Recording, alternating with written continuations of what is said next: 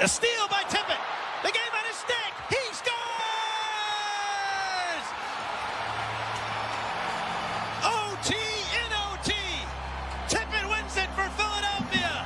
3-2 is your final. This is episode 105 of the Libertio. Danny Deemer here with Chris Stumpo and the one and only Derek Dunn, suitable alias on Twitter. How are we doing, gentlemen? Good. Real good. How you doing, buddy?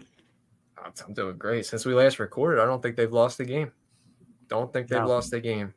Jamie Drysdale doesn't even need to play, and we'll still win. It's really I can't wait till he gets back out there. He needs to play for my entertainment value. Absolutely. Derek, I want to get your immediate thoughts on the trade. Now that we've had a week to kind of sit on it, think about it. I know it's aged well for everyone in the group chat, but let me just get your initial thoughts and then your week later thoughts.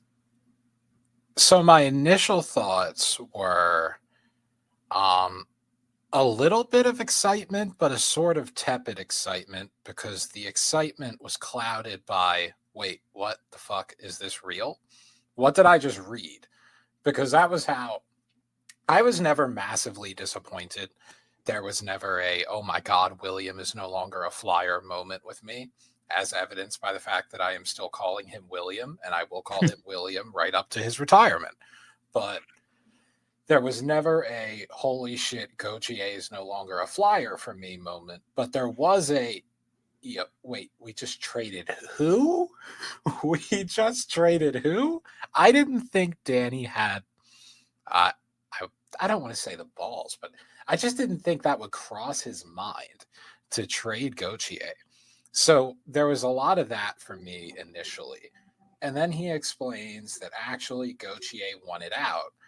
And for the next 6 days, that's kind of where I focused. But the most recent thought I had was, and I was kind of just thinking this to myself during a car ride, I was trying to think, why are we doing this from a hockey perspective? Pretend William didn't force his way out and say, I think Philadelphia is China or whatever the hell happened there. Just why do you want to do this from a hockey perspective? And I came to an answer for both the Ducks and us that could be mutually beneficial. Like tactically, Jamie Drysdale may work better for us than Gauthier ever did. And contrastingly, Gauthier may work better for them than Jamie Drysdale ever would have. And his World Juniors kind of laid the blueprint for both the good and the bad. The good is like when that kid had the puck in the offensive zone, it was finding the right guy every time, including if the right guy was a shot. Like his shot diet, if you want to call it that, when he chooses to shoot the puck, that's not a problem when he's in the offensive zone and Team USA was cycling the puck around. It wasn't a problem then. Where it was a problem was when he was using his skating and using his power and his skill to get active off the rush. Every time he's on the rush, he would just default to just flinging wristers out of nowhere. That's when all the terrible shots would come in. And if I'm Danny, I'm watching that and I'm seeing a kid who is literally killing plays off the rush on a regular basis. And I'm sitting here thinking, wait a minute, I'm trying to build my team as a rush-centric team. I'm trying to build the 22 Florida Panthers, the Colorado Avalanche of the last 5 years, the New Jersey Devils. You can't build a team like that, and one of your centerpieces is just flinging out wristers from Kentucky. Meanwhile, the Ducks, they're not really trying to build a team like that. They obviously want to play off the rush. Every team does, but it's a question of degree. They want to play off the rush a little bit. The Flyers live off the rush. They want to get off the rush 18 times a game at a low end. And for them, they saw what Gauthier can do when he's on the wall with like little passes to get Carlson going in stride, to get McTavish going in stride. And then when those guys are making decisions, which he can't do on the rush, they'll make the decisions for him, get him in the offensive zone, and let him become the goal scorer that he can be. Whereas flip the script for us, and I promise this rant is over soon, but flip the script for us, Jamie Drysdale. We try to get our defensemen so active in the rush. Like there was that statistic Mike Kelly posted right after the trade, right when Jamie was about to play his first game. We were like top 5 in the NHL in zone entries by a defenseman, in second in the NHL in scoring chances off the rush by defensemen. Our defensemen are everywhere off the rush, and we haven't had a weapon like Jamie Drysdale to do that with. Like, we've had to settle for Cam York. I love Cam York, but the kid ain't that fast. As savvy as he is, he's got to work double time just to get in the spot to where he can lead a rush. With Jamie, it's effortless. He takes 3 strides, and he's ahead of the forwards. Yeah, and I think that shines a light on how good of a skater Jamie is. Because it's not even calling York a bad skater, because York's a fantastic skater, but it really goes to show you how much Jamie can move and how fluently. Like, it really looks like he's floating out there. If you take a look at the thread that I made, I finished it today finally. But if you look at that and just go down each one, it's pretty evident how just he's everywhere at once. Like you said, he's joining the rush, good chance in the slot, and then he's already back in defensive position the next moment. So it's really, really, really good to have, like you said, York who can skate, Sanheim who's a great skater, now Drysdale on a top 4. So that's definitely. I mean, I can see from a hockey throw out what happened with Gauthier and how he didn't want to be a Flyer from a purely hockey perspective. Yeah, you can definitely make a case how it can make sense for both sides, because adding a guy like you said, we haven't had a right-handed defenseman who can move like this since when? Like ever? Eric Desjardins. Yeah, I was gonna say ever. Like right-handed defenseman on the Flyers. Are we forgetting anybody? Or I remember Bill Meltzer threw out the name Mark Howe is like the last time we've had a skater on this level. And that doesn't mean he's going to be Mark Howe per se, but like you would have to go this far back to find the last time the Flyers had a truly elite skater as a right shot defenseman. And people say Ghost, and I know Ghost wasn't a righty, but it's a different kind of skating with Drysdale than how Ghost was, in my opinion. Like, a lot of guys are smooth. A lot of guys are great on their edges. Well, not a lot, but plenty of guys. You know, you got York, who's fantastic on his edges. You got Ghost, who is fantastic on his edges. And Jamie is too. What separates him from those guys is he has burst. He can explode off of his edges. He mixes explosiveness and speed with that edge work and that agility. And that's what makes him special as a skater. You don't normally get the complete package like this. Well, let's face it, we were starved for speed as a team. We were starved for a guy who could help the power play, help quarterback the power play. He checked so many boxes for us in a return for that trade that it's almost hard to be upset about Cutter Gauthier in the end. Like, I want to hammer home how appreciative I am of the Flyers and honestly the Ducks and other organizations just for keeping that under wraps, not letting anything leak, and getting a win-win trade at the end of the day, because it so easily could have went south. And I mean, we can get into the scenario of us not even getting Michkov at all last year and what this timeline would be like now. But yeah, I'm just so happy that they were able to keep that under wraps, because they were told last World Juniors, right? Am I correct on that? They were told right after World Championships in May, end of May, that tournament ended. So very late May, early June is when this whole thing started. Man, they really kept that under wraps. They had us all fooled, you know. Definitely, you're still thinking Cutter Gauthier is going to be a part of the future, thinking he's going to be the 1-2 alongside Matvei Michkov, and then one day you're watching the Flyers versus the Penguins, and all that gets thrown for a loop. But yeah, that guy is unreal, Jamie Drysdale. I cannot wait to watch him get back out there.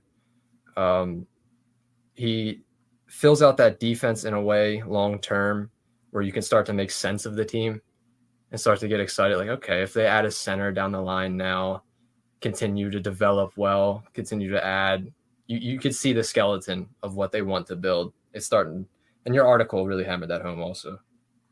Which my article kind of brings up what I wanted to say, and maybe this is a good dovetail to the whole trade talk. That trade really gave me a lot of respect for Danny Briere as a GM. Because before this, like, the Provorov trade was nice. I'm still a little bit pissed off that he passed on Gabe Perreault. We don't have to go all into that. But, before this, I wouldn't say there was anything that would have made me 100% confident in him as a GM. In the same way, there was nothing he did that made me think we had to Chuck Fletcher his ass.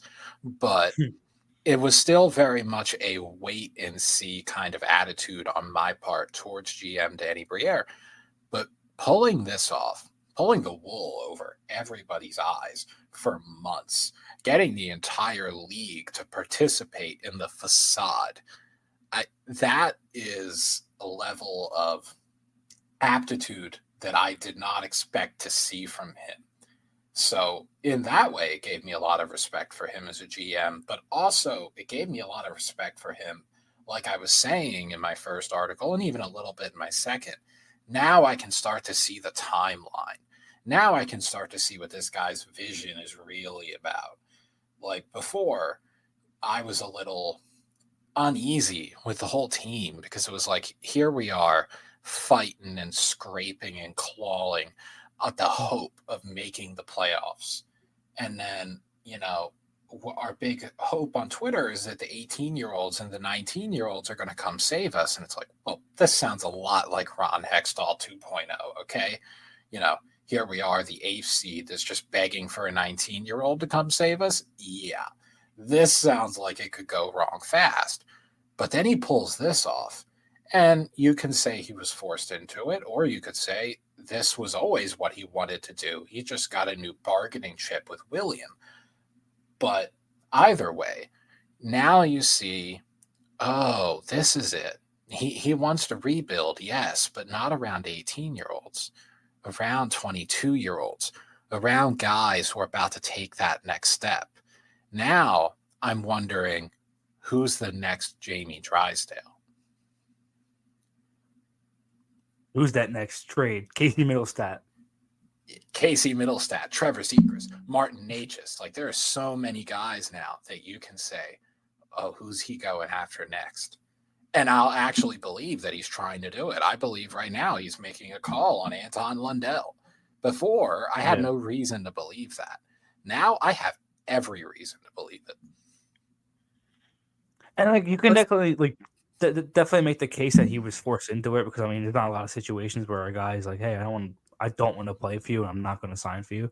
But if his plan is to actually go for restricted free agents, guys who are about to sign new contracts, and maybe their teams are kind of, you always have those situations, one or two in the summertime. So if that's the way you want to go, that's definitely, they have the draft picks to do that.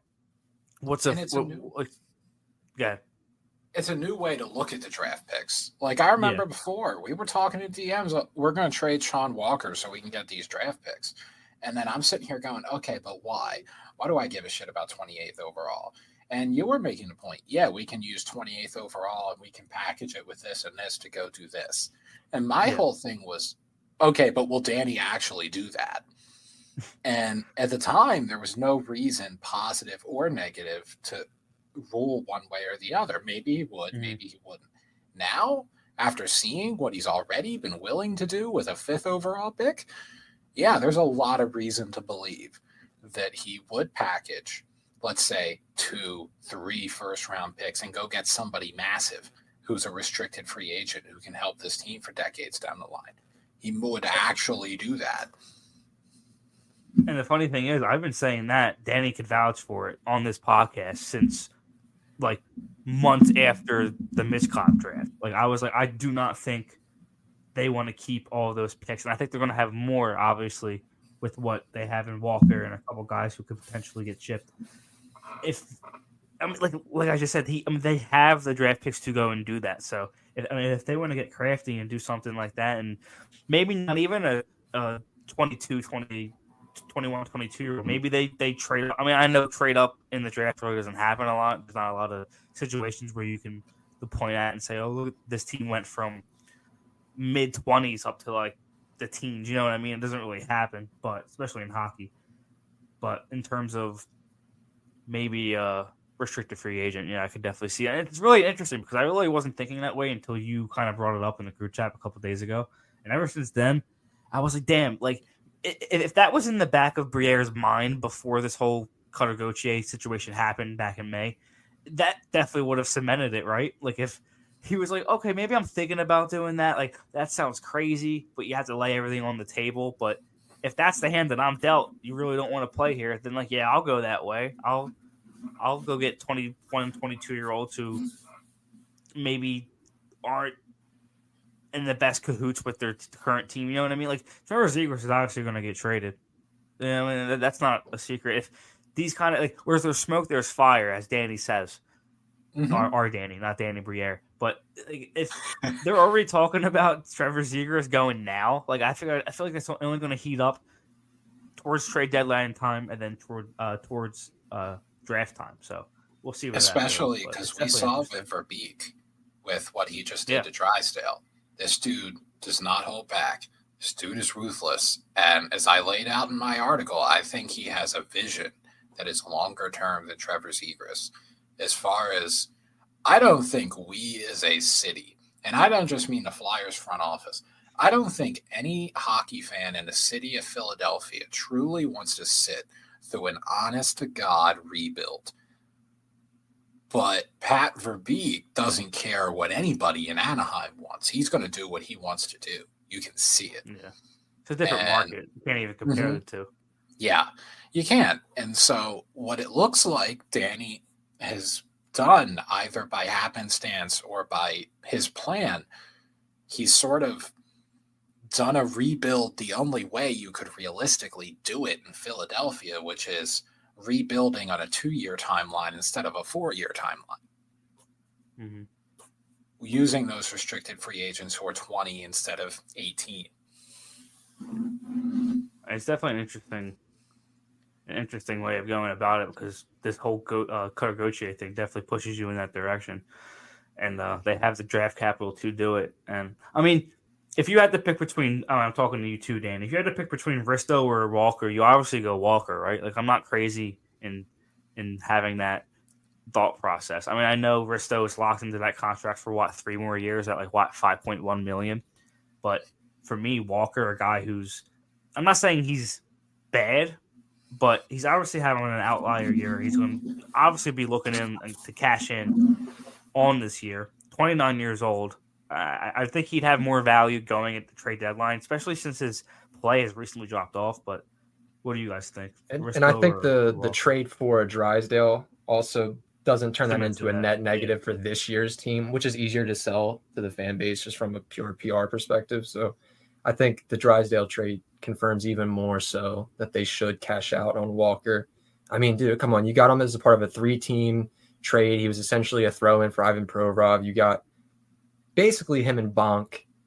So if you in turn flip him for another asset and then end up getting your guy with that asset, I mean, that's a masterclass. But what do you think, Derek? Absolutely. I mean, at least with Risto, he kind of gives you something you don't already have. Now, whether you value that thing a whole lot is a different question, but he's a shutdown guy, an honest-to-God shutdown guy who will play a physical game. And if you want to throw that over the boards for 20 minutes a night, especially in the playoffs, you at least have that option.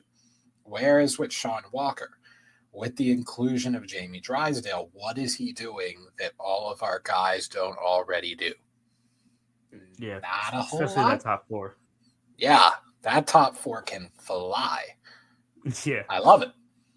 Well, the Flyers actually fly now. It's kind of great. Like you said, it's really weird. I mean, Ivan Provorov was a good skater, but seeing a number 9 on the back end skate the way that Jamie skates, it's eye opening. I know it's only been 2 games, and it feels like 8 years since we've last seen him, but I just miss watching him skate. As weird as that sounds, like it's really fun. No, seriously, watching that dude go. This dude is like Matt Barzal on the back end as a skater. Yeah. Okay, like you think of all the elite forwards in the league who are just next level skaters, and there's a little bit of a difference between all of them when you look at like Jack Hughes and Nathan McKinnon and Connor McDavid. They're not the same skater. Matt Barzal, throw him in that mix. They're not all the same, but they're all just bringing a level of skating that you don't really see on a regular basis. And Jamie Drysdale is one of the few defensemen in the NHL or around the NHL who bring a level of skating that you just don't see every day.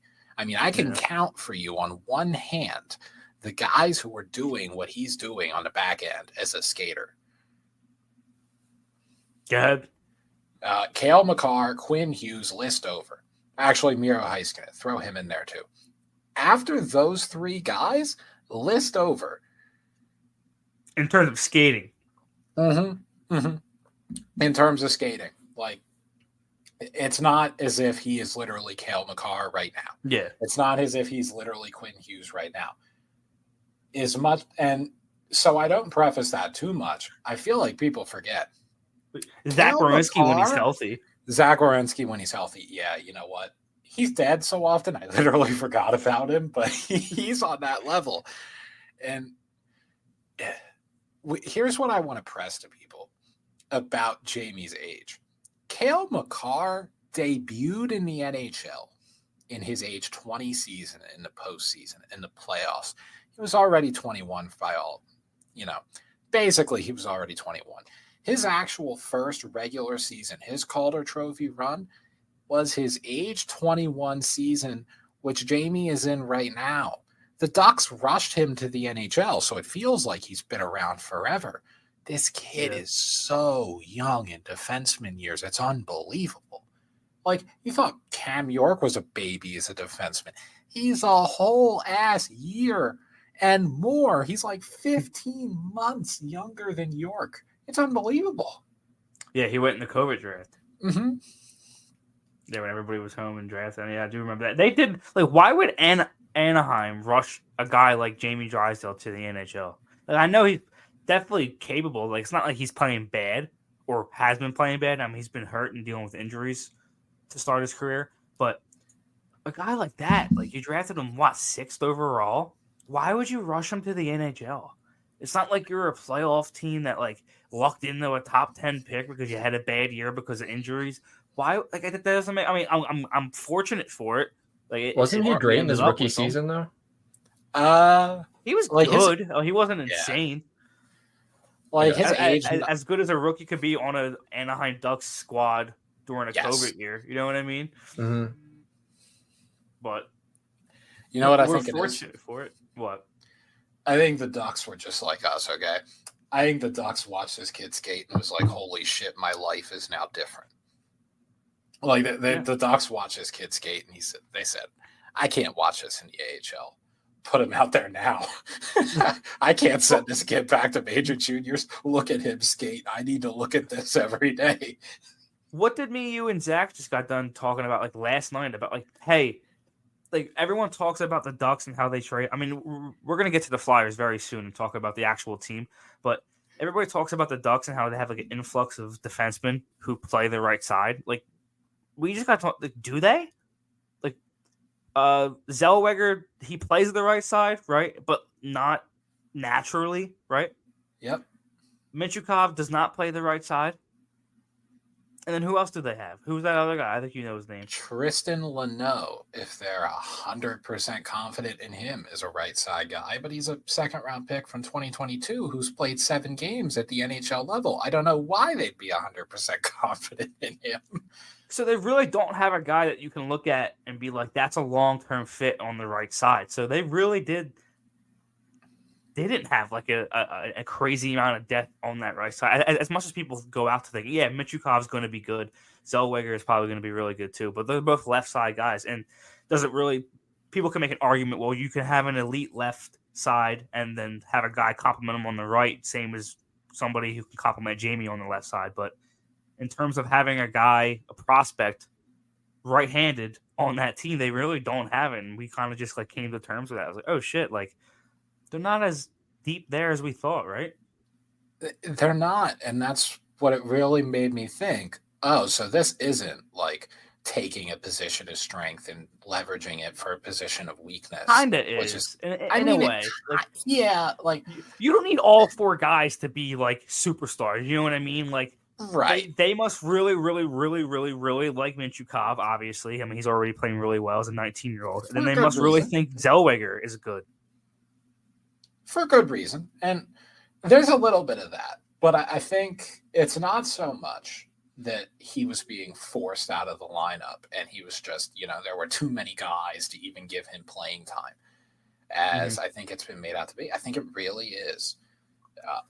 Pat Verbeek is thinking on a timeline that is longer than Jamie Drysdale. As weird as that is to say, because of how young he is, I think he's legitimately like, I don't even care what my lineup looks like until 3 years from now. When Jamie originally got traded, his first media availability, correct me if I'm wrong, didn't he say, and I'm pretty sure me and you talked about this because we both called it, didn't he say something along the lines of like, yeah, we knew like one of us was eventually going to get shipped because like, it was a crowded, like, so like the vibe of that was obviously around the room. If he's sitting there being like, yeah, like we knew eventually one of me, Zellweger, or Michkov were probably going to be traded for a left winger or a center. So I think that was very telling. And imagine playing with that in your head. Like, yeah, I'm going to go out, try and develop, trying to play my game, knowing full well that Pat Verbeek's in the back room trying to trade my ass. And now we're going to get Zegras. Yes. Now Speaking of we're which, Zegras. That's a great transition into some of our questions. First one I want to bring up, sorry, this is from our boy Adam. He says, ideal trade proposal for Trevor Zegras. Ooh, I think we were just talking about this too, weren't we? Yeah. Roughly. Well, in the group chat, yes. What did we say, Derek? Do you remember what it was? Yeah, actually, Derek, didn't you have a good framework for one? I feel like the framework is going to look like a prospect and 2 first-round picks. If I had to guess who the prospect that they would want is, I think they're shooting for Samu Tamala. I think just based on the timeline, he's about as young as we can possibly give up that also has some upside there. Mm-hmm. But B, I mean, look, if you like Gauthier, if you like William, let me introduce you to a kid who skates even faster and has just as much of a rocket. Well, if their new motto is size and stuff, that's the last place they would look. If you're trading away at Trevor Zegras because he's too small and too skilled, I mean, I'm not saying that's why they're trading him away, but they're trading him away because they want to go to a different kind of game, quote unquote, bigger, tougher, skilled, but just bigger. I don't think they'd be looking at Tuamala or Brink. You know what I mean? Those are the first 2 guys that go out my head. Down. Okay, definitely not those guys. So but then you're looking at Forrester. Yeah, Tyson for sure. Tyson, 2 firsts. Tyson. I don't think he's worth 2 firsts in Tyson Forrester. I think he's a really good player, but that's a lot. Okay, I think. Danny, would you do that? Is Forrester and 2 firsts? Is that what you said? Yeah, I'm not crazy, right? That's a little bit too much. I don't even know if it would take all of that. To be honest, I don't think it would. Yeah. Now, to be clear, I feel like you could probably talk them down from there. I'm talking about this is probably what Verbeek's going to be asking for, and you're not talking him down too much lower. It's going to be for sure Tyson and a first, and then. As far as I don't even think you get to that point. I think it's more like Tyson a first and then maybe a third. I think that would be where you talk them down. It's more reasonable. As far as because they're going to ask for a haul. They're absolutely going to ask for a haul, and they should get a haul. I mean, Yeah, absolutely. I mean, I kind of went on my. He's a high profile player, highly marketable. I know that doesn't mean anything from a hockey sense, but still young, RFA, all the skill in the world, all the flash in the world. I mean, yeah, his value is definitely still there. I see what you're saying. I was talking about this with somebody else just yesterday. This dude in a big market would be viewed a whole lot differently than the way he is viewed now. Because I feel like people forget the Trevor Zegras that existed in, what was it, the 2021 World Juniors, the year York won the gold medal.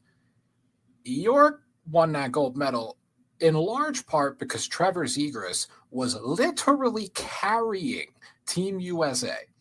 Like, that man was doing a Herculean carry job. He had something like 18 points in 7 games. And this is before they introduced, like, they got rid of Russia and brought in some other country nobody knows the name of so they can all have 8-point stat pad fests. This is before that, where points meant a little bit more at the World Juniors. And he's putting up 18 points in 7 games. Didn't he score the gold medal winning goal? Either way, he was such a big player, and it had nothing to do with the Michigans or the lob passes or any of the flash or the bullshit. He was straight up winning games with his ability to generate offense. And nobody watches Anaheim, so nobody knows he is the same dude he's always been. Anaheim isn't in any meaningful games, so nobody knows.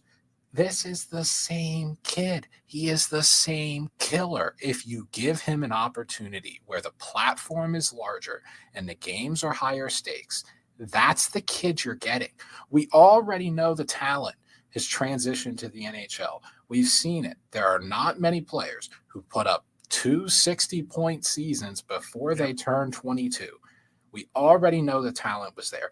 The accusation is that it's all empty calorie nonsense. The only reason it's empty calorie, the only reason those points mean nothing is because the Anaheim Ducks play meaningless hockey. If you put him in a situation where he is playing meaningful hockey, he will rise to the occasion and be a meaningful player because we have seen him do it. And my favorite quote from that World Junior team, I remember he was interviewed before they went on the ice. He was, I think it was Sweden they versed, right? Yeah. Mm-hmm. He was like, Sweden hasn't been tested yet in this tournament, and you're like, damn right, we're going to be the ones testing them.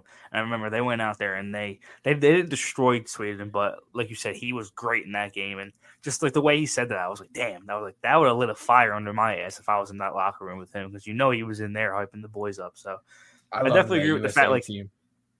Oh, that USD, like, Brink played like a third line grinder role on that team, and he played it pretty well too. I remember that tournament. I feel like people just kind of forget about that side of Zegras, specifically because he hasn't been asked to be that guy. Nobody's asking him to be that guy in Anaheim. And I don't just mean because they have a small market. I mean, like, they're in a smaller market and the team is ass. Like, if you put him in a situation where he's in March, and if he has a big night, his team's going to the playoffs, this kid's going to be a killer. Like, he's already shown that's who he is. We can't use World Juniors to prove that he can come in and score 90 points in the NHL. Luckily, he's already scored a lot of points in the NHL, so we don't need it. Yeah. What we can do is we can use World Juniors. We can use his pre-draft stuff to tell us about who he is as a person, how he reacts to the big games. This kid gets better in the big games. He always has. We'll see. I mean, it would definitely. I hope he's playing them for us. Yeah. I mean, right now, he broke his foot. Pretty sure he broke his foot. A couple of weeks ago? There. Yeah, something like an ankle injury or something. Or his ankle. Yeah. Yeah, the timing of that's pretty annoying, huh? Yeah, now he can't be a Flyer for another month. God damn it. That definitely screams, like, if it happens. I mean, we'll get to talking about the actual Flyers now. But if that actually happens, that screams like trade, draft trade. So Yeah. we'll see. But the actual Flyers team are 24, 14, and 6 and second in the Metro. And I know you had that written down before the season started, Derek. Oh, yeah, that's what we all anticipated. Right? 9th best record in the league. In the entire fucking league right now. January 17th, the Flyers have the 9th best record. Like, if I would have told you that fucking September, Danny, what would you have told me, bro? Well, imagine you told me that and you said their power play was the worst in the league. I'd be like, you're Power joking. play right? is garbage, dude. What would you say?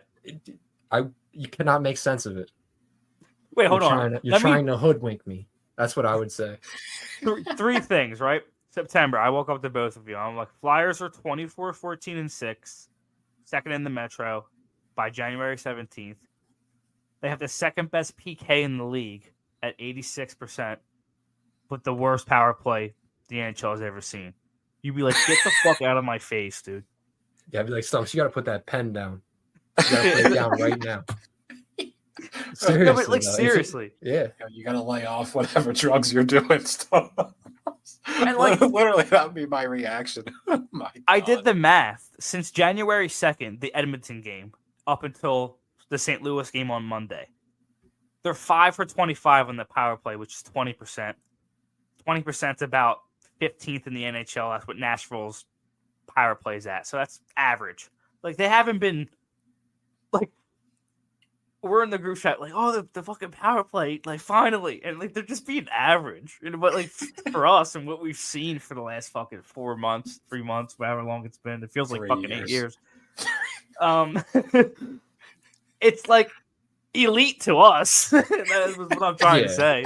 It just makes you excited because if they have that much success with a actually, I'll scratch that, historically bad power play, it makes you wonder, what can they do with an average one? They're 9th in the league with a historically bad one. Are they 4th in the league with an average one? Wait, hold on. Talk. I'm gonna go look at and see what their percentage is with Jamie Drysdale in the lineup. So let me get back to you real quick. Well, have to think there's definitely some improvement there. We can hope. It really puts into perspective. So if you told me back in September that we were going to have the second best PK in the league, I wouldn't have said, oh, yeah, it makes sense. But I also wouldn't have thought you were crazy because we have Bradshaw, we have John Tortorella, we have a bunch of dudes who are really good at killing penalties. So as much as that seemed like a reach in September, it's because I thought, oh, it's more like they're probably the 10th best penalty kill. Now, it turns out we're even better.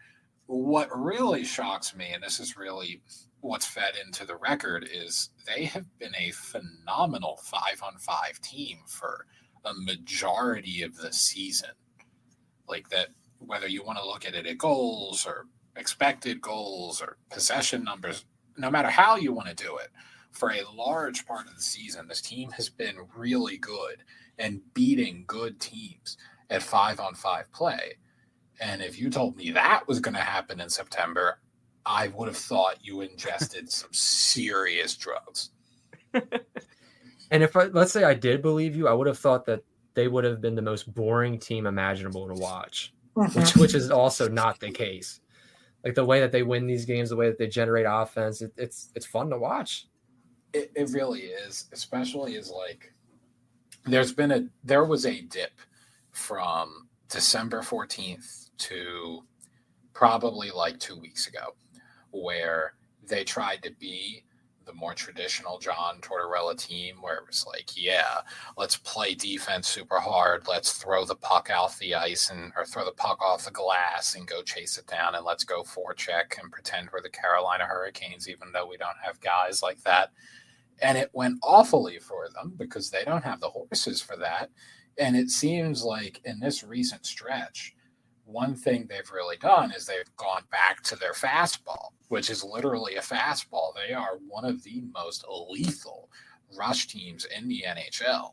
Like they are right up there with the Devils and the Avalanche and the elite rush teams they're not as north or not as east-west, not as skillful as those guys yet, but it reminds me of like the Golden Knights from 3 to 4 years ago before they brought in all their dudes. Like there was the start of something. They were a legit playoff team, and they needed a few more guys to get to that elite level that they're at now. Now you can start to see the vision with the Flyers. They need 1 or 2 or maybe 3 more guys who reach that elite level, who really turn them from a fun, off the rush, north-south team, basically a team full of Owen Tippetts, to a team like the Colorado Avalanche, who doesn't just get chances off the rush. They murder you off the rush.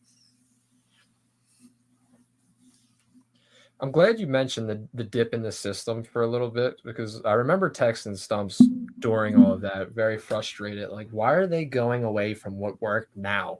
They're placing an extra emphasis on grinding it out. And I remember Tortorella had a couple of quotes just like that, if I'm not mistaken, where he's like, down the stretch, you're going to need to grind it out. And it's like, yeah, but the rush it's still working. Why did we go away from it? It's still working. It can get you to the dance. And maybe when you get to the dance, you could switch it up, but it'll get you there. You can ride that for the whole season. I really do think so. Yeah, like the Buffalo Sabres did it last year. They were freaking the most rush-centric team in the league just last year, and they didn't quite make the playoffs, but they were damn close. And if they had a goalie like Carter Hart, they sure would have. And you had the Avalanche, ran into a lot of early exits because they weren't a fully developed, fleshed out team and all that sort of stuff. But we're not here to be Stanley Cup contenders. If you could just get me to the playoffs and show me like proof of concept in the playoffs, as in like just getting me there, I take that at this stage. We can worry about winning a Stanley Cup later. We don't have to like, okay, now we've proved for a month that we can play off the rush. So now let's, forecheck our asses off to prove that we can do that too. Why? We don't have the horses for it. We have the horses to play off the rush. Let's do that. And it's funny because like the guys that are coming are, not guy like Michkov off the rush.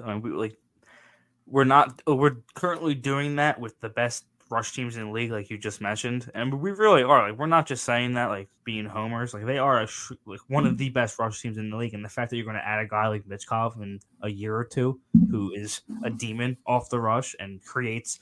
He can either be the guy taking the puck off the wall or being the guy making the play off the wall to the guy. So, like, adding him to a rush-centric team with Rabank in 2-3 years, it's really exciting thinking about.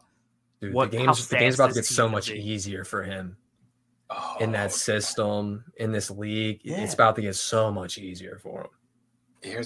That's what people don't take into consideration with this whole, but it's in the KHL. In a lot of ways, the KHL is harder on people like Michkov. It's harder to play Michkov's game in the KHL because, like, if you try and watch the forecheck systems they're running through the neutral zone, it ain't even a 1-3-1. It's like a 1-4. It's like everybody stand on the blue line and pray to God Matvei Michkov doesn't put you in a highlight reel. Like, everybody is just scared to death of him taking their pants off. And in the NHL, nobody plays that way. Even teams who play a 1-3-1, it's an aggressive 1-3-1. They're going to step up on him. And everybody's like, oh, yeah, the gaps are going to close faster. No, that's what he wants. He wants you to challenge him because that's when he can put you in a poster. Like, teams are going to get more aggressive on Matvei Michkov, and Matvei Michkov is going to throw himself a party. Yeah, I think I said that to Danny a couple of weeks ago. I really like. I'm not saying the KHL is a harder league, but in terms of like defensively and the way they play, I feel like the NHL is a little bit more open, like you said. So I'm not saying his transition is going to be easy, but it's why. And I don't mean to cut you off here, but no, you're good. It's why defensemen are so hard to develop in the KHL because, like, team defense is so much of a thing. Like, everybody's playing defense over there. The forwards are the defensemen. And when you're a defenseman trying to hold somebody off at the line. You have like 3 guys immediately supporting you. And then you get to the NHL and you try to pull that shit in the NHL, and all of a sudden you're one-on-one with Connor McDavid, and you don't have that same lifeline because we don't play that way. We expect our defensemen to be able to hold their own with the best in the world one-on-one. And they can't do it because they're not used to it. Yeah, that's a good point. I mean, that's why Zamula, I feel like, has that transition. Mm-hmm. Like a lot of the guys, 23? a lot of the Russian defensemen, and there aren't many who have really come into the NHL and they're like pretty good now. A lot of them came up through the CHL. A lot of them came up as like imports. And I think the biggest reason for that is because they were, at least in the CHL, and it's junior hockey instead of professional hockey, but at least there, they were asked to take people on one-on-one. They had to get used to the same style that they were going to be playing in the NHL, even if it was a bit slower and a bit easier. At least they were speaking the same language, whereas in the KHL, they don't speak that language, and it makes it harder on forwards, which is why you have guys like Kirill Kaprizov who, like, they come in and their scoring average barely changes. Kirill Kaprizov as a rookie in the NHL was barely different from Kirill Kaprizov in his last year in the KHL. How old was he when he came over? Kaprizov, 23? 23, 24, something like that. Yeah, so he had plenty of time in the KHL to mold his game. I forget who he played for. Siska. Really? Yeah. That's not the same. Nah, it's that's based out of Moscow. Yeah. Ska's based out of St. Petersburg. Still, like, the 2 biggest teams. So in that way, it's like he played for the Yankees instead of the Red Sox. So all in all, is what you're telling me is Michkov's transition might be easier? Yes, I have a feeling that Michkov's transition will be much easier than anybody is accounting for. And much like Zegras, you put him on the big stage, he might just take off. For it. But boys, he will take off. I want to get into some more of these questions that we have, if you don't mind. Absolutely. Seamus with a quick one. When was the last time y'all had this much fun watching the boys? This is easy. 2020, before COVID lockdown, which means another pandemic's about to hit. Those 2 months, like February, March. Was it February, March when they were like really, really good before that all happened? Yeah, I think probably then, because they were like the second best team in the league. And it was our first year starting the podcast. The team had sucked for a couple of years leading up into that. New coach, new regime. It looked like things were heading in the right direction at that time. That year was a lot of fun. But what about you, Derek? I'm going back further. Not that much further, but I'm going back a couple of years further. Giroux's MVP season. I forget if it was, I think it was 17-18. Yep. Or it should have been MVP season. The 102-point season? Yes, where he got robbed of the MVP. But that was the last time a team was that fun. And the reason I don't say the 1920 team is because stylistically, those guys did not play quite the same fun style of hockey that you see now from this team. Like, that team was a lot more grindy, wear you down, absolutely try and bully you. And you could play a slower game with guys like Claude Giroux and Voracek around TK and Coots. But now, I mean, this team just plays electric. I would say this team as a team is more fun to watch than that Giroux MVP season was. I'm saying that's the last time I had this level of fun, because I had that level of fun following Giroux during the peak of his powers. But if you really asked me, like, the team, who was the last team, Flyers team, that was this level of fun? My God, we're going back to like freaking Jeff Carter days, legitimately. Dude, maybe 2012. Yeah, we might be going back to 2012, 2011. Honestly, like when was the Yager league? The Yager 2012. year. Yeah, 2012. Probably the last year. Yeah, I would go that far. Because Giroux and Yager, that dynamic duo, that might have been the peak of Flyers hockey. Yeah, and Pronger was still Pronger. Yeah, that was an elite year. Because I was just talking to Danny about it. I remember the Boston game. I think it was the first game of the season when Giroux cut in on the goalie and like kicked it to himself and then scored and then got a beautiful feed from bro. That was a fun year. I really wish they went further. I'm pretty sure that was the same year that Fleury couldn't stop a beach ball in the playoffs, right? Yeah, and wasn't that the year Couturier had like a blown out MCL or something and still Nah. That was a different one. That was 2018. Yeah, that was way more recent. Who was I thinking of that absolutely murdered people in the playoffs in 2012? Somebody did it. Like there was was it Giroux? What do you mean? Because 2012, we actually had like some level of playoff success, right? I'm not completely. Yeah, I think we won the first round in 6. Yeah. Oh no, it was Giroux that went absolutely. Yeah, Giroux. That was Giroux's breakout. I'm here. Yeah. 100%. That's when he laid Crosby out. That's that big hit. Mm-hmm. Yes. I don't know why I say Couturier. That season, I just associate Couturier with killing Penguins at this point, especially in the playoffs. Especially Malkin, dude. Malkin hates that guy. He's got Malkin in China on a daily basis. He does. He's saying, you're going back to Magnitogorsk, buddy. Claude Giroux and that 2012 Flyers team cemented my love for hockey. Yeah. You know what? I think that's my real answer, honestly. Last time a team was this It's a good question. It's a really good question because we just changed the answer like 3 different times. We did. We just had a good 10-minute conversation about it. Well, that really just speaks to how piss poor of a decade we've had, to be real with you. That was 11 years ago, guys. It's insane to think about, dude.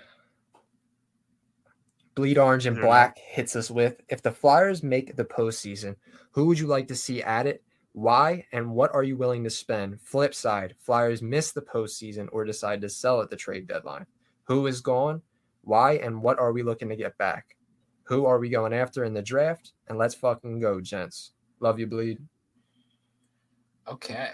So I guess that's a loaded question. Guys we want to get, and we kind of touched on this. All right, let's just get it out of the way real quick. I'm backing up the Brinks truck for Trevor Zegras. Yes, absolutely. Or any timeline fitting center. Yeah. Anton Lundell is really fascinating to me. It's about that possibility. I don't know. It seems like he's doing good, okay-ish with the Panthers, but I feel like they haven't really given him the reins to take the next step, and they might be willing to do that, especially because they run whole-ass NPCs on their back end, and Sean Walker may legitimately be an upgrade in front of most of their guys, with a couple of exceptions. Here's my thing with that question. I don't think they should change their strategy based on where they are in the standings in the playoff race. I think trade deadline comes. If you have an offer on the table for either Walker, I'm sorry, maybe not Walton, Walker, Risto, maybe one of Walker or Risto, Atkinson, any of these vets. I think no matter where they are, standings wise, you ship those guys off and you get a little bit younger in those spots. But in terms of who I would want if they would make a huge, I said 10 minutes ago, I think the Zegras trade is more of a draft trade, and I think people could agree with that. But trade deadline time, I really don't think they're going to do much but sell. Even if they are in a playoff spot, I don't think they're going to buy anything, if that makes sense. Yeah, we're not making the type of moves to add to this team that you can really do at a trade deadline. This is the sort of stuff you want an off season. You want to. If they're going to go into the playoff, they're going to go into the playoff with the guys that got them there. They're not going to go out and grab a rental, a Zucker. You know what I mean? It's not happening. That's 100%. Not. Yeah. If anybody thinks they're going to go out there and grab a fucking second line sniper, put that dream to sleep because it's not happening. They're going to be in the playoffs with the guys that got them there: Bobby Brink, Tyson Forster, those dudes. So, Jamie Drysdale, obviously. So, I don't think. Yeah, the thinking has to be at this point, you're not acquiring anyone who you don't think won't play alongside Matvei Michkov. Exactly. He has to play with Michkov. Otherwise, why are we pursuing this? Now, if they Yeah. make a trade where like it's a, like Derek said when he first got on the pod, it's a 22-year-old like that's going to be here now and in the future that's going to be playing with Michkov, like Danny just said, then yeah, I mean, like you might see a trade like that. Do those trades really happen around trade deadline time? No, not really. That's more of a draft trade again. But that's the only way I could see them adding a guy where we're like, holy fuck, we have this guy. Like that's the only way. Whether it's going to be a 22 or a 23-year-old. And it's not completely ridiculous because, I mean, I didn't expect Jamie Drysdale to become a Flyer on a random night in January, and yet here we are. This is what we talked about, though. Like, we talked about the opportunity, disgruntled RFAs or disgruntled organizations wanting to get rid of RFAs. Like, these opportunities present themselves often. You just need, as an organization, you need to be ready to pounce on them. And it looks like Danny Briere is willing to pounce on it from what we just saw. Yeah, absolutely. Definitely makes the most out of the situations he's dealt, and I'll give him credit. Like that was a shitty card to be dealt. You don't really see it happen in the NHL a lot, and he made the most out of it. You got a guy, Jamie Drysdale, in here, so hats off to him for sure. I feel like he's shown creativity in pretty much every situation he's been in up until this point. I mean, he has a coach. He comes into the team. He has a coach who immediately wants him to get rid of like 3 players, like get them out of my locker room. Don't care what it takes. Get them out. And he makes it work. He gets creative with it. Now a trade gets nixed for Sanheim, obviously, but I think the 3-team trade, the failed trade with Krug, and now this with Drysdale and Derek is had a theory of a potential Zegras trade that was in the works. Like if all these things and all these conversations are taking place, then I'm pretty confident going forward. I'm excited, because we haven't had that level of creativity, that level of pouncing on something fun, something notable. We haven't had the feeling that when Elliot Friedman tweets out, this big name is available, oh yeah, Danny's in on that. We haven't had that feeling probably since, I don't know, Paul Holmgren. I was just going to say Paul. Yeah, it's been a long time. And now, I mean, with the qualifications that they got to fit the timeline and all that, I don't feel like I'm going out on a limb when I say, nah, that's a big name and Danny Briere's probably in on it. Whether or not he wins the bid, you can't win them all, but he's in there. He's making the calls. He's trying to make it happen. Mm-hmm. And that's what you want, especially in a new GM. You want creativity, right? Absolutely. Jamie Martinez. Hypothetically speaking, of course, who would you want to see the Flyers face in round 1 of the playoffs? I'm going to make mine short and easy. It's the New York Islanders. I don't think they'll get there. I think they're falling off a cliff right now and collapsing. But if they did get there, and if I had to pick a team, I want it to be the New York Islanders. I'm still not over the way 2020 ended. Still sour about it. Yeah, I think that's my answer. I mean, my other answer is that I still don't think we're at the point we're at the point to where we can reasonably expect to make the playoffs, but it's different to be the team that's really worried about your opponent. Like Toronto's worried about who they're going to face in the playoffs because they knew they were making the playoffs since October. And there's a few teams like that. We're not at that level yet. But if you asked me who I really wanted to face, yeah, it'd be the Islanders. Partly because I think we can win that series, partly because I'd really like to win that series. I mean, by the same logic, give me this Pittsburgh team. If they somehow, God-forsaken, find a way to do it. I don't think they will, but give me that again. Yeah, that would be fun. Do you know who I would want? Oh, I'm sorry, go ahead. Do you know who I would want, bro? Who? And it would be hilarious because I really do think, like, on paper, they're 10 times better. But New Jersey? You don't play the game on paper. I would want Toronto. Just so we can send them home in the first round. And Toronto fans would be like, no way, Philly, just fucking send us home. They'd be fucking... Could you imagine us sending Toronto John home? Tortorella against the Leafs again. John Tortorella sent the fucking Leafs home. Like, that would be the best thing ever. So I would want Toronto if you really want to... I mean, you took the Islanders, and they would be my pick because I want my get back. But... other than them, I like that. Toronto. That would be so fun. And you know, Toronto, the juggernaut. On the flip side, yeah. And on the flip side, I mean, if we lose to the team that has Austin Matthews and Mitch Marner and William Nylander and John Tavares, okay, it is what it is. Like, it's that situation where there's no House pressure. money. Yeah, it is house money. Like, we are not expected to win. I don't expect us to win. I don't think they would expect us to win. And because of that, you never know what could happen. And if what everybody expects to happen happens, then nobody cares. But if it's an upset, well, it's a lot like the Panthers and the Bruins last year. It really sparks something. Now, I don't know if we're the Panthers, because the Panthers were literally 1 year removed from a President's Trophy. But the idea that you give an inch in the playoffs and it can turn into a mile real quick, that's very real. Yeah, I would have gone Toronto, dude. That would be so fucking funny. If you had to pick one team, I'm going to throw a inverse to this question. If you had to pick one team that you wouldn't want, I know we're not, like you said, we're not in the position to be picking our opponent or what have Boston. you. But if you, all right. I was going to say that one I too. have PTSD from them, bro. That Horns been haunting me for like a decade, dog.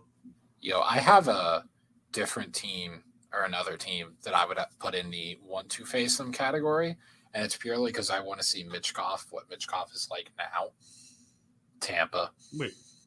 Because even if Kucherov daggers us, okay? Like, that's the worst case scenario if we're facing Tampa, is that Kucherov just daggers us. I can just sit here going, well, this is what Michkov is going to do to other people. No, why the fuck would you want to sit through that? Are you insane? Well, what are you talking about? I love Kucherov, dude. I could watch him dagger. Oh, so do I, but I don't want to be daggered by him. I would be. I actually would be petrified going into a series against the Lightning. Cool. Yeah. What? Wait. I'm sorry. Wait. Did you say that's a series that I wouldn't want? Okay. No, he does want it. He said, he wants to get my reaction's justified. Hold on. Now, your reaction is justified, but I want to make something clear here. If I'm trying to pick a series, to Boston and be equally as happy. If I'm trying to pick a series and I actually think we could win, I am not picking Tampa. I'm just saying, if I had to pick a series, which I feel like could be a spectacle either way, where I, as a spectator of the sport, win in either scenario, there's two options. The Flyers pull off some miraculous run and actually manage to beat the Tampa Bay Lightning. Great news. Awesome story. Or the dude daggering us is Nikita Kucherov. And on a short list of guys I could actually watch dagger us and it's kind of fun, yeah, Nikita Kucherov's on that short list. It's kind of like the Toronto theory, where you have literally nothing to lose, except Nikita Kucherov is more fun to watch dagger people. Than Austin Matthews? No. It's a good point. They do have Austin That's your Matthews. boy. You just betrayed him. Well, Kucherov's my boy too, okay? It's a battle of him over here. Like, what?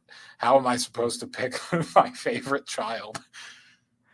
If you had to pick between the two, who would you? Let's start a franchise. Between Kucherov and Matthews? Yeah. I mean, Matthews just because of the age. Both same age. Okay. Like, they're coming into the league and we're going to have them for their whole career? Mm-hmm. Kucherov. Yeah. Danny? Has to be, right? Has to be Nikita Kucherov. I think we would all agree on Kucherov. I mean, I think the argument could be made for Matthews. Absolutely. I mean, a center who really impacts, like, people kind of forget Austin Matthews is not just like park and shoot guy. Like, no, this dude is like Sean Couturier with a elite wrist shot. Like, this dude's like a all over the place player, like constantly making defensive plays and then making offensive plays to set everybody up. And then somehow, some way he finds a way to shoot into the net. Like, that's kind of Austin Matthews. Like, just picture watching Sean Couturier, except he scores 60 goals a year. So that's right. So Matthews, you could make a hell of an argument for him. I think the reason I lean towards Kucherov is just like, if I had to pick one player in the NHL, and I guess you could say this about McDavid too. If I had to pick one player who could literally turn almost any team into an average NHL offense, like 15th in goals scored per year. Yeah, Nikita Kucherov could do that with freaking fourth liners. It's incredible. Between the goals he scores, between the goals he's setting up for everybody else, like Nikita Kucherov and Nick Delorier on a power play is probably putting up NHL average numbers, okay? Now you're stretching it. Now I'm stretching it a little bit. Did you see that self pass he made in the zone a couple games ago? Like the spinorama self pass. It was the funniest thing I've ever fucking seen in my entire life, dude. And all that just to dump the puck in anyway. It was so funny, dude. I was like, what the actual fuck did he just do? Damn, did you see that? I actually did not know. But what I've seen him do during like the dynasty run with the Lightning, what like his level of play, what he transcended to at that point is he just hit a different level. I have to go him, but I mean it's like picking between two great franchise players. So we're like asking who would win in a fight between Superman and Batman at this point. Sure. Yeah, I think it'd definitely be Kucherov for sure. But I love Matthews. I mean, he's one of my favorite, if not my most favorite non-flyer out there. I love his personality, love his shot. Obviously, he's electric. Does it in a big market. For sure. Yeah, I love how I hot taked my way into us, discussing Austin Matthews versus Nikita Kucherov. That was great content. Like just hot taking our way into this. That's what we do. Peanut Butter Whiz on Twitter says, who would you trade away to get assets for more young players? We kind of already went into that one with our deadline discussion. Supremo 85. What do you think about our forward prospects like, and I might butcher some of these names, Solku? Is that one right? I don't know. Alex Bump. Yeah. Yep. Alex Bump and Alex Chernik? Is that pronounced correctly? Mm-hmm. All right. How far away are they in your opinion? I'm going to be honest. After Michkov, the forward prospect pool ain't looking good. Yeah. I think that's... I like Chernik, though. I do like Chernik. He had that one clip where he looked like Nathan McKinnon out there, and I don't need to see anything else. I'm sold on him at least doing something in the NHL. But I guess Tumala, you can make an argument, might do some things. Like there's some guys who you can say, maybe he's a player worth talking about, but there is a need for forwards who are not named Matvei Michkov in the future. For sure.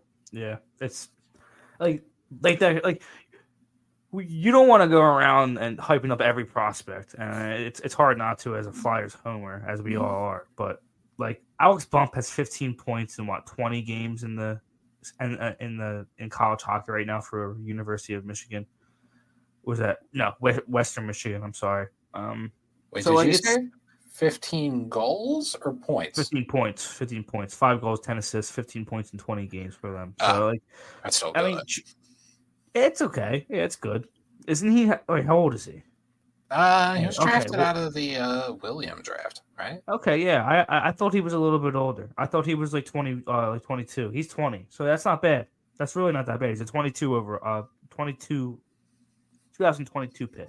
So better than I expected. Skill level just kind of pops. Got a hell of a shot. Yeah, I've seen him at Dev Camp. Yeah, exactly. That's what I was about to say. Every time he shows up.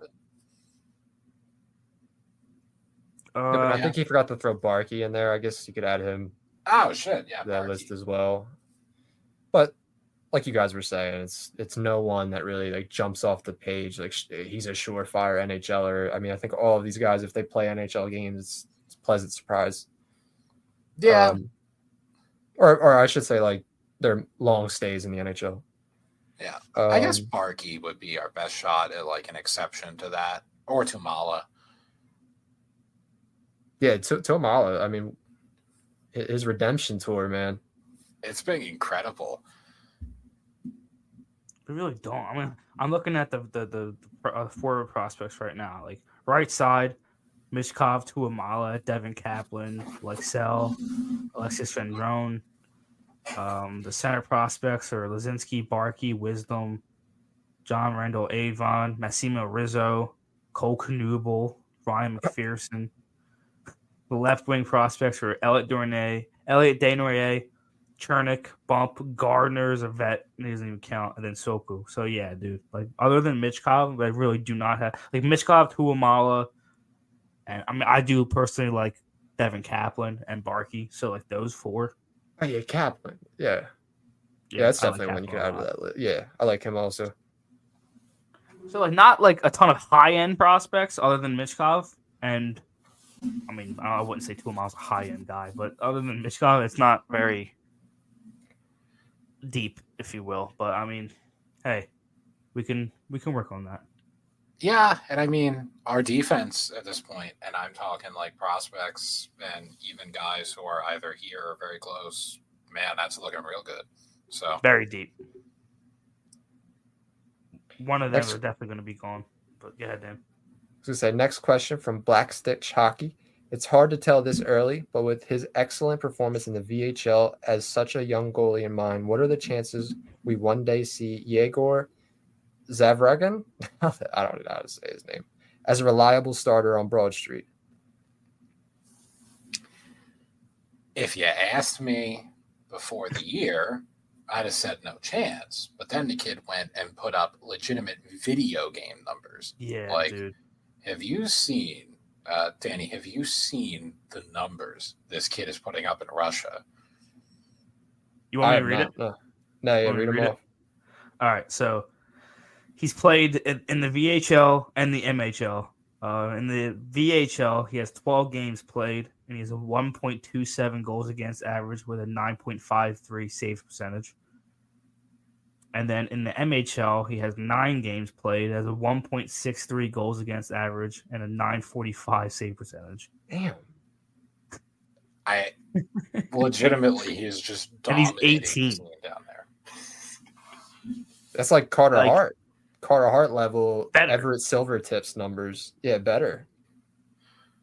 Especially because, like, I mean, he hasn't shown up in the KHL yet. He hasn't shown up in the top pro league yet. But in the VHL, he is against men, and they have absolutely no idea how to score on him, apparently. Like, they think they're facing Marty Brodeur or Dominic Hasek in his prime. Like, they're absolutely baffled by him, and he's 18.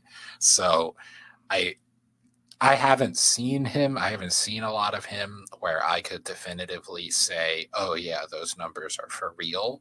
I mean, I don't think the numbers can be outright fraudulent, but I can't say that the numbers are or are not exaggerated because I haven't really seen Zavragan play. But, I mean, you put up a 953 in any league, and you're raising my eyebrows and thinking you might be something. For sure. And it's hard to gauge goalies. Like I don't even. It is. That's why I really talk don't about 'em. look. Yeah, I don't look too deeply into goalies because of that reason. I mean, we have like 4 or 5 goalies in the system that are all promising in a way, but you just never know who's going to be the guy. Like I didn't know Erson was going to be this good, and I know it's still early in his career, but it's just you never know. I know he had a good or an impressive rise, but you can never tell. You never tell who's going to have success here, who isn't. I try to break it down to traits when I'm looking at goalies. Like, I just look at all the best goalies in the league right now. And every single one of them are freaking elite athletes. Andrei Vasilevsky, Igor Shesterkin, UC Saros, Ilya Sorokin. The only notable exception to the rule is Connor Hellebuck. And I even think Connor Hellebuck gets kind of misunderstood sometimes because he's kind of mobile in the sense that, like, he tracks the play so well on his feet that even if he isn't by the textbook, the best skater you've ever seen or the best mover you've ever seen, he's just so ahead of the play that he looks like a 3 times better skater and 4 times better mover than he actually is. So even though he's an exception to the rule, he really isn't. And if I'm looking at who fits that profile the best out of every goalie in our organization right now, it's Alexei Kolosov. That dude moves like fucking water. It's insane. Yeah. Like some of the moves he's making down in the KHL right now. I think his numbers are partly affected by him playing for a team that not quite as ass as Sochi is certainly shaking the Richter scale with their assness. So, do you want me to read his numbers real quick? yeah, go ahead. So with Minsk, he has a 2.246 goals against average and a 901 save percentage. So it's not that bad. That's not bad at all. I mean, like, considering how bad they are. So, like, what's he, 21? Yeah. Imagine a 23-year-old goalie on, like, 22. 22-year-old goalie. So let's move it up a couple of years to make up for the fact that it's the NHL, right? So let's say a 24-year-old goalie is on the Anaheim Ducks putting up a 901. I'm at least raising my eyebrows a little bit, like, hey, hold on, wait, that kid might be good. For sure.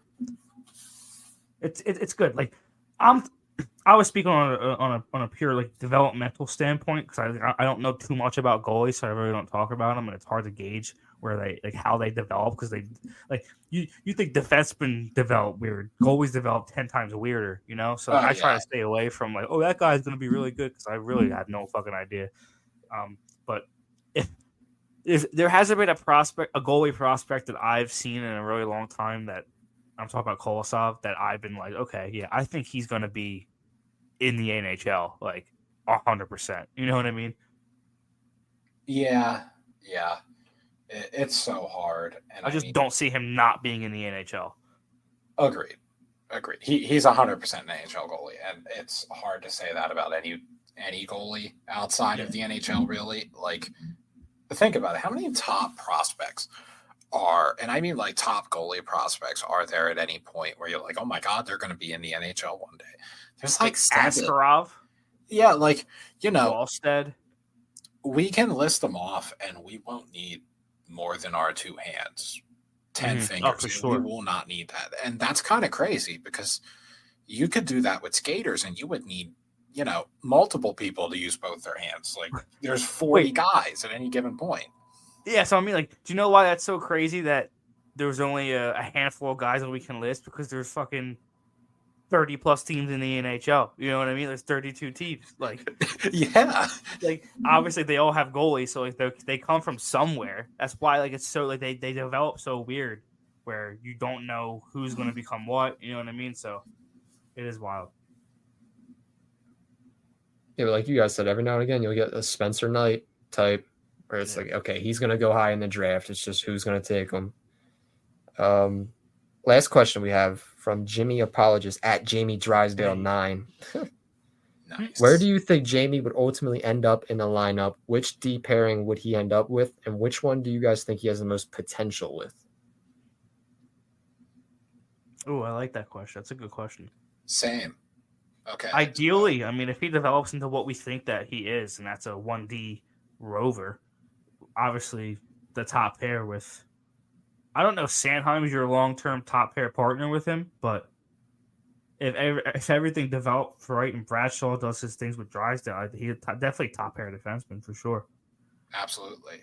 I mean, even the organization on the day they traded for him came out and called him what they hope to be a future top pair defenseman. And that's very meaningful because if you're a hockey organization, just speaking generally, you always try and undersell it because you don't want to come out and say, this kid's generational. This kid is the greatest prospect we've ever seen. And then all of a sudden he's the second pair guy. So like they try to be conservative with what they're saying, even as they try to sell you on the player. So there's a middle ground they want to find. If the middle ground they found for Jamie Drysdale is that they hope he's going to be on their top pair, holy shit, they have a freaking generational grade on him. Yeah. And I'm being a little facetious, but you can see the vision. Like, they must really think he's special if that's where they're going immediately. Yeah, I think because they're not saying, oh, worst case, he's on our top pair. They're saying like, oh yeah, like a 50th percentile middle case outcome, we see him on our top pair. That means like if things go really, really well, you were talking about a very special player. I'm sorry to cut you off. Do you think they were saying that? And I'm just playing devil's advocate here. That they were saying that a little bit more than they usually would because they just traded away the second best prospect for him Maybe as a way to like PR. Not PR control, because I don't think people were necessarily mad about it because it is Jamie Drysdale. But like, if they come out and like, yeah, we think this guy's gonna be a good like top 4 player, people are like, you just traded away your number 2 best prospect for a guy you think is going to be a top 4. You know what I mean? Like, I definitely think that, not completely, but I think if they come out and say anything less than, we think this guy's going to be a 1D top pair player, I think people would have been like, dude, what the fuck did you just do? You know what I mean? I feel like there's a chicken and the egg thing here too, in the sense that like, yeah, I wouldn't come out and say, oh yeah, I feel like I just traded my number 2 prospect for a top 4 guy. But that's also because I wouldn't trade my number 2 prospect for a top 4 guy. Like, I wouldn't come out and say that sort of thing because I would have made sure that I traded that guy for a guy I genuinely believe that in like a middle case scenario is going to be on my top pair. So it's chicken and the egg.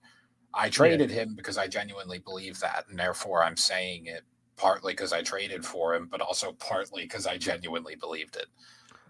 And to your credit, he did cut a reporter off, and I'm talking about Briere. And when they were like, "Do you think this?" Like they were like, "You always talk about adding elite high end talent. Do you think this is?" And he was like, "Yes, Jamie is elite high end talent." So he definitely had this kid. Say it too. He was like waiting for that question. He was like, "Please let me say this kid's the best thing I've ever seen."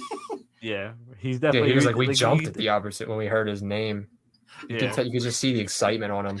We heard Jamie Drysdale's name came up, and we had Cutter in the KHL. We would have sent William to Magnitogers. He said we didn't even watch the World Juniors. Fuck that. We were watching Ducks games. We said William could stay in Sweden if it means Jamie Drysdale. It is kind of crazy to say we have him still. Like, I still hasn't hit me. Probably I've only seen him for 2 games, but all in all, though, what a fun year! Like, this is so refreshing. Great year. Like, the Flyers are relevant again. They're back. It's fun, man. Big moves, stealing headlines, whether it's good or bad. I love it. Awesome. I'm here for it. I mean, we've been going for almost 90 minutes, and it's like we haven't even fully talked about everything we could talk about. Like, we barely talked about the team actually played hockey games. And we kind of like gently glossed over that fact. Yeah, they've been actually playing and winning at the game of hockey. I mean, we did a little bit. We didn't go into depth. We talked about it a little bit, but like we haven't talked about the fact that Morgan Frost's balls finally dropped. Yes. He's been ever since that meeting with Torts. Ever since that meting with Torts, he's been lights out. He really has. I have a stat right here. Discovered himself. Yes, please. Right, let's break out some Frost propaganda. I mean, it's not an insane stat, but since he went to the office, we all know that was January 2nd. He has 2 goals, 3 assists, 5 points in 7 games, and that's 5th on the team. So not crazy, but like he has gained traction each game since then. So definitely something to point out. And the points kind of undersell it. Like, he has been all over the place. I mean, oh my God, he is a one-man force in transition. He is making plays to everybody. Like, Corey Schneider, I that might be how you pronounce his last name, but Shutdown Line on Twitter /X does his microstat tracking for the entire league, and he kind of goes in game by game, tracks like scoring chances and zone entries and defending your blue line and all that stuff. It's really great content. He did the Flyers and the Blues game, so their most recent game. Morgan Frost led the whole team and both teams. He led the whole game in game score. Not Travis Konechny, not Robert Thomas, not Jordan Kyrou, Morgan Frost. Because he was everywhere, like 8 zone entries, 4 zone entries leading to scoring chances, that all of these plays and passes he's making off the rush, weaponizing his combination of skating and puck skills and IQ. It is everything we were kind of praying for 5 years. It is finally happening. And it's different in the sense that when this used to happen, with Morgan Frost, it was like, it didn't happen in volume. Like, you would see him have a game where he made 2 or 3 plays where it's like, yeah, that's the Morgan Frost I want to see. But nowadays, oh my God, he's doing it 10 times a game. He's doing it at volume. Right? He's doing it consistently. Finally being consistent with it, for sure. I mean, that's the whole thing with it. Like, just, dude, we know you have the skill. We know you could be that guy. Just do it consistently. And I don't know what the fuck he said to Tortorella, but ever since then, man, he's been a different player. He should have had 4 assists alone in that St. Louis game. St. Louis game. I said St. Louis. That must have been like an epic blow up on Morgan Frost's part.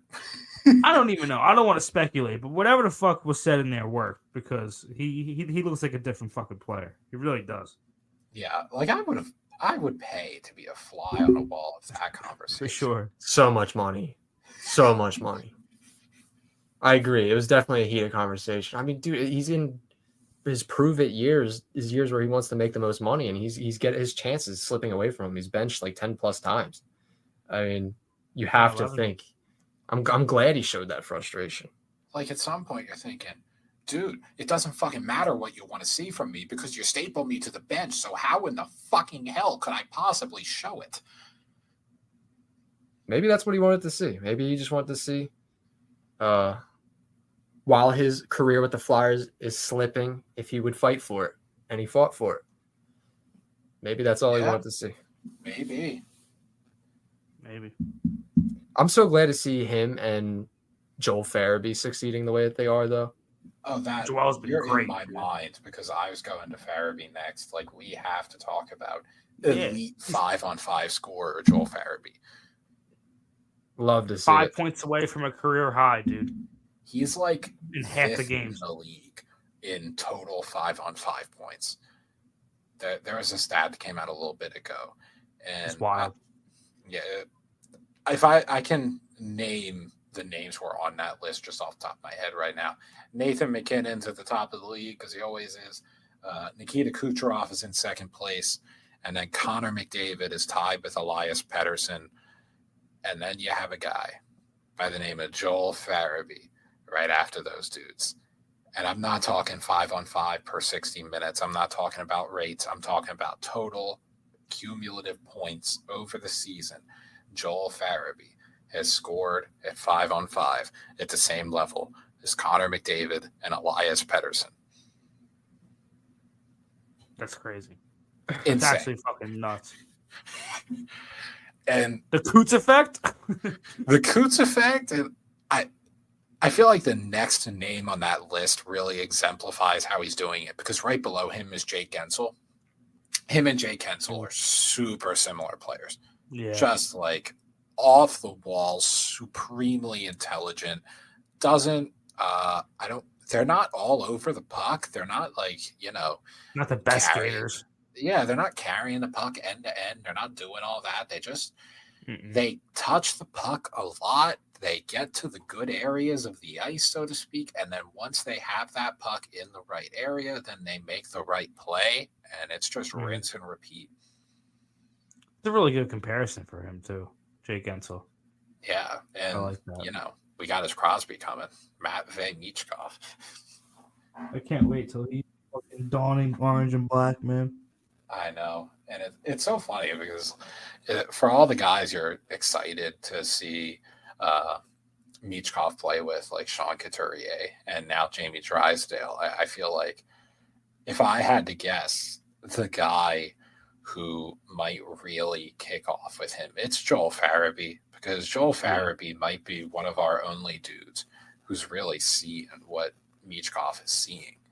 He's one of the only guys speaking that same language.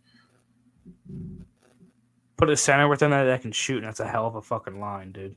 Oh, and it doesn't even have to be like, the greatest center, A-plus guy. Like, get me freaking Shane Pinto from Ottawa, okay? He's coming back soon, ain't he? Let him be the trigger man for those two. Yeah, I'm pretty sure he's back already. Yeah, he's back. So, get his skating legs under him. He shouldn't cost all that much. He's pretty young. He can be like the freaking Ryan Hartman between Zuccarello and Kaprizov. For sure. We'll see. Danny Brière's got something up his sleeve. Yep. And, that's assuming they don't just go get me Trevor Zegras. It will happen. It will happen. I'm putting that in the universe. I mean, I'll give him my ankle. Whatever it takes, dude. If that'll get the trade done, sure. I'm willing to do it. You need both. You need both.